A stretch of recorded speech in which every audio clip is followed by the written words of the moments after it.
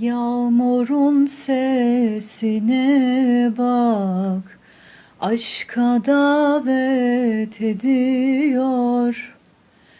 Cama vuran her damla seni hatırlatıyor.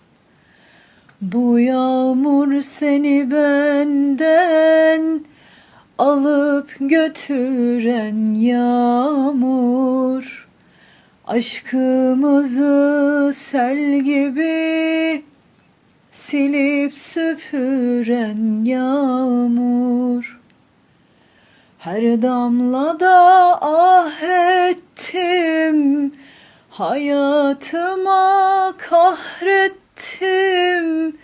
O kadar yalnızım ki seni nasıl kaybettim, seni nasıl kaybettim, seni nasıl kaybettim, hayatıma kahrettim.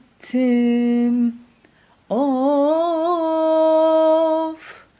of, of, of.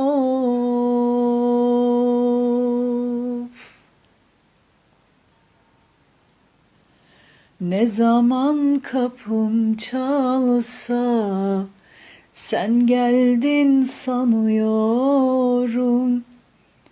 Korkarım ki aşkımı boş yere arıyorum.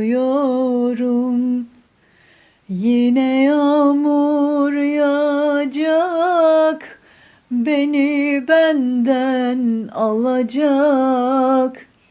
En acı ızdırabın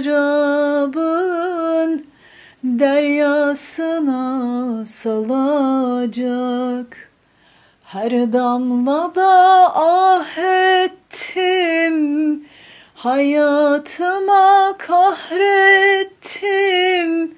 O kadar yalnızım ki seni neden kaybettim, seni neden kaybettim, seni neden kaybettim, hayatıma kahrettim.